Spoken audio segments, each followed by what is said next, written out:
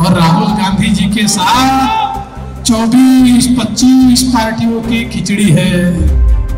वहां पर एक भी डब्बा नहीं है, सब अपने आप को इंजन मानते हैं। और आपको पता है इंजन में आम आदमी के बैठने की जगह नहीं होती। और मोदी जी ने तो कहा अरे पिछले 10 साल ये केवल ट्रेलर था, असली पिक्चर अभी बाकी है। ये वही राजन विचारे हैं जिन्होंने मोदी जी के नाम पे वोट लिए, आपका विश्वासघात किया, वोट मोदी जी के नाम पे लिए और जाके बैठे कांग्रेस के साथ। तो बताइए गद्दार कौन? और ये वही कांग्रेस के नेता यहाँ के जब कसाब ने हमारी हीरो को, हमारे पुलिस अधिकारियों को जब जिन्होंने शहीद किया, कई लोगों की हत्या की, तो यही हमारे कांग्रेस के यहाँ के विधायक ने कहा था कि कसाब को फांसी मत दो, इनको आतंकवादियों से प्रेम है। राजन विचार जी अगर महायुति में होते तब भी उनको टिकट नहीं मिलता। उसका कारण यह था कि 5 साल में इस शहर में किसी को एक काम पता है तो बताए। हमारे पास धनुष्यबाण का निशान है। माननीय बाला साहेब ठाकरे जी के आशीर्वाद से, माननीय आनंद दीघे जी के आशीर्वाद से जो उम्मीदवार हमें मिले हैं वो हमारे नरेश मस्के जी। मी फक्त या करता आपल्या समोर भाषण करतोय की आपल्या उमेदवाराला सुद्धा बोलता येतं, या मीरा भाईंदरकर जनतेला कळलं पाहिजे।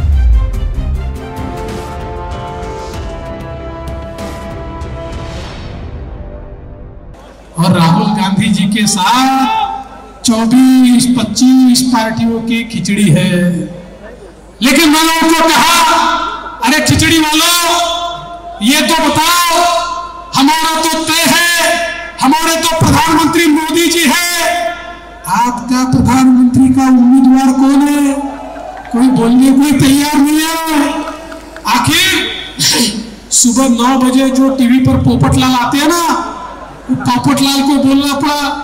पोपटलाल को पूछा बताइए आपका उम्मीदवार कौन है? तो पोपटलाल ने कहा हमारे पास तो बहुत उम्मीदवार हैं, हम 5 साल में 5 प्रधानमंत्री बनाएंगे।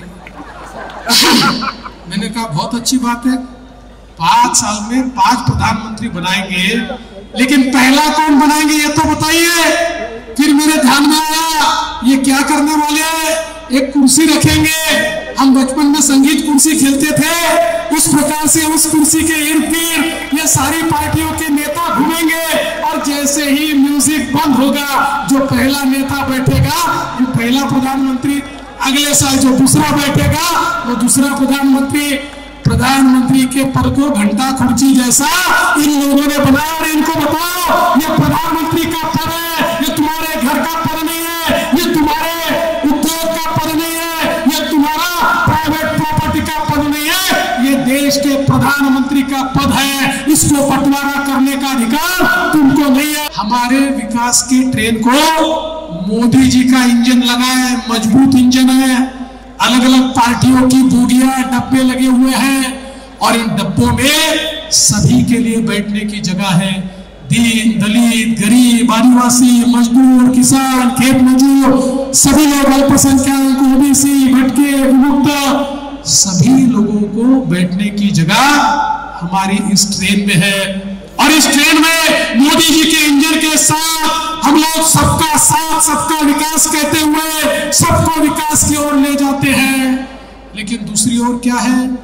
दूसरी ओर डब्बे ही नहीं है, वहां सब इंजन ही है, डब्बे एक भी नहीं है।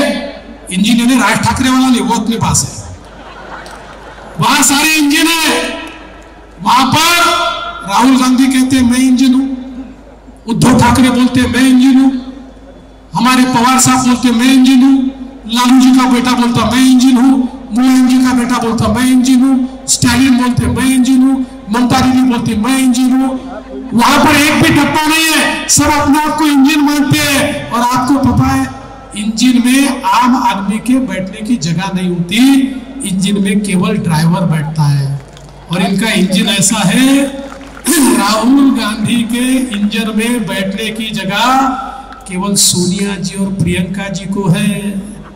उद्धव ठाकरे जी के इंजन में बैठने की जगह केवल आदित्य ठाकरे जी को है। और शरद पवार जी के इंजन में बैठने की जगह केवल सुप्रिया ताई सुळे को है, आपके लिए कोई जगह नहीं है। लेकिन जिस दिन आप नरेश मस्के जी के धनुष्य बाण की बटन दबाएंगे, थाने की बोगी सीधे मोदी जी के इंजन को जाकर लगेगी और फिर हमें यहाँ पर विकास से कोई रोक नहीं पाएगा। इसलिए ये बहुत महत्वपूर्ण इस प्रकार का चुनाव है। मोदी जी ने 10 सालों में 85 लाख बचत गटों को 8 लाख करोड़ रुपए दिए, 10 करोड़ महिलाओं को अपने पांव पर खड़ा किया, उसमें से 3 करोड़ महिलाएं अब लखपति बन रही है और धीरे धीरे 10 करोड़ महिलाएं लखपति बनेगी। ये मोदी जी का ख्वाब है।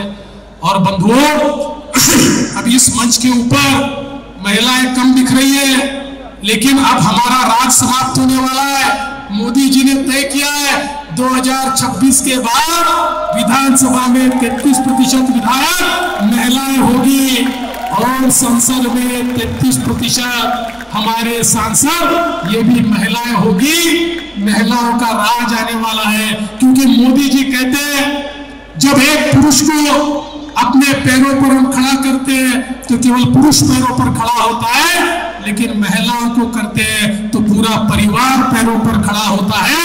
और इसलिए देश को अगर विकसित करना है तो महिलाओं को देश की मुख्य धारा में लाना होगा। अब की बार हमारे पास धनुष्य बाण का निशान है। माननीय बाला साहेब ठाकरे जी के आशीर्वाद से, माननीय आनंद दीघे जी के आशीर्वाद से जो उम्मीदवार हमें मिले हैं वो हमारे नरेश मस्के जी, बहुत सरल, बहुत कर्मठ, और जब वो मेयर थे, आप सभी को मालूम है, जब से हमारी यूपी सरकार आई है, मीरा भाईंदर के साथ साथ पूरे महाराष्ट्र में विकास की गंगा बह रही है। और वो विकास की गंगा अगर अविरत बहती रखनी है तो हमें नरेंद्र मोदी जी को फिर एक बार यानी तीसरी बार पंतप्रधान बनाना पड़ेगा। और हम सब आज शपथ लेते हैं कि वो तीसरी बार प्रधानमंत्री जरूर बनेंगे। भाइयों और बहनों, जितना विकास 2 साल में शिंदे फडणवीस सरकार के आने के बाद हुआ, शायद एक रिकॉर्ड ब्रेक विकास हमारे शहर में हमने देखा है। और ये रिकॉर्ड ब्रेक विकास का सभी श्रेय शिंदे फडणवीस युति सरकार को जाता है।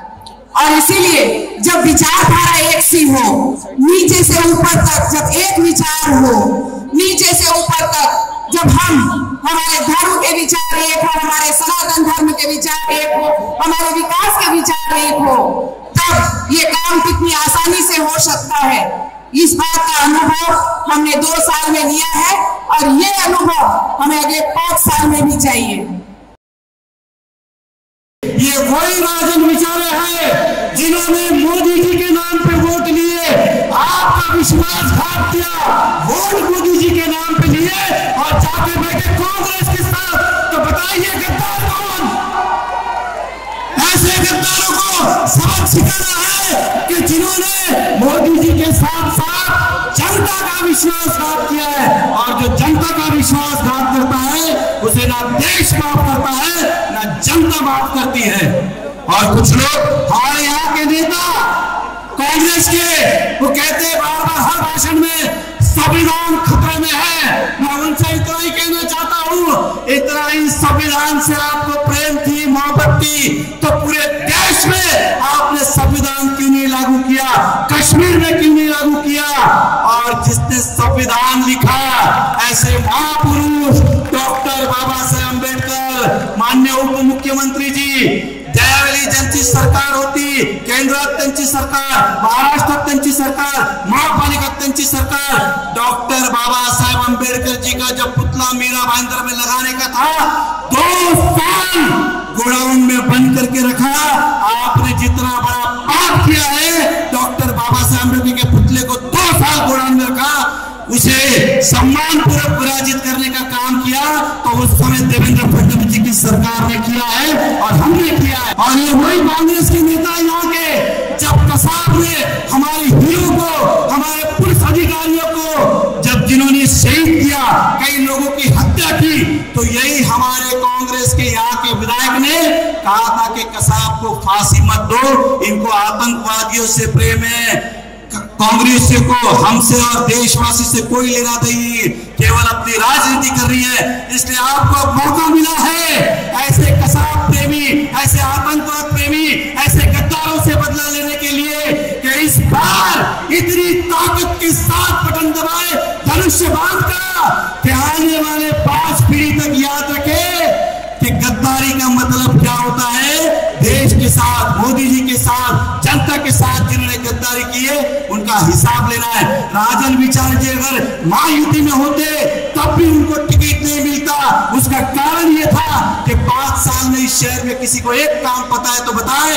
मोदी जी और एकनाथ शिंदे जी, देवेंद्र फडणवीस पहले ही निर्णय ले चुके थे कि इस बार राजन विचारी जी नहीं चलेंगे, क्योंकि देश में जब हम मोदी जी की बात करते हैं तो उनके कार्यकर्ताओं को भी काम करना होता है। मध्यंतरीच्या काळामध्ये भारतीय जनता पक्ष आणि शिवसेनेच्या कार्यकर्त्यांमध्ये थोडासा वादविवाद झाला होता, परंतु साहेब आपण पुढाकार घेतला, परंतु हा वाद पेल्यातला वादळ होता आणि ते लगेच ताबडतोब नरेश म्हस्केंची उमेदवारी जाहीर झाल्यासारखं शमलं. काही वादविवाद ह्या एका कुटुंबामध्ये वाद असतात, तर आपला एवढा महायुतीचा प्रचंड मोठा पक्ष आहे आणि त्या पक्षामध्ये थोड्याफार प्रमाणात होतात, पण तुमच्यासारखे नेते ह्या राज्याला लाभलेले असल्या कारणानं असे वाद पेल्यातलं वादळ ठरतात आणि ताबडतोब अशा या सभांच्या आधीच ते निघून जातात. त्यामुळे नरेश म्हस्के यांचा विजय या ठिकाणी निश्चित आहे. कार्यक्रमाच्या माध्यमातून तुमची ही प्रचंड सभा या मैदानावर झालेली आहे आणि या सभेच्या माध्यमातून मला आढळून येईल की मतांच्या माध्यमातून मीरा भाईंदर शहर पुन्हा ठाणे लोकसभा मतदारसंघात 1 नंबर राहील याची ग्वाही आजच्या या कार्यक्रमाच्या माध्यमातून तुम्हाला देतो. मी आपल्याला एक विनंती करतो की सूर्या धरणाचं पाणी जे आपल्या मुख्यमंत्री पदाच्या कारकिर्दीमध्ये आपण त्याचं भूमिपूजन केलं होतं ते काम आता प्रगतीपथावर आहे. फक्त थोडासा जरी तुम्ही पुढाकार घेतला तरी भविष्यामध्ये 2 ते 3 महिन्यामध्ये ते सूर्या डॅमचं पाणी या मीरा भाईंदर शहराला मिळेल आणि तशी तुम्ही ग्वाही आजच्या ह्या कार्यक्रमाच्या माध्यमातून द्याल. त्याचबरोबर जो तुमचा महत्वाचा प्रश्न होता मेट्रो कारशेडचा, तो प्रश्न सुद्धा आता निघालेला असल्या कारणाने मीरा भाईंदरची मेट्रो सुद्धा लवकरात लवकर पूर्ण होईल याची मला खात्री आहे. उशिरा उमेदवारी जाहीर झाली, पत्रकारांचा एकच प्रश्न, आता तुम्ही लोकांपर्यंत कसे पोहोचणार, कसा प्रचार करणार.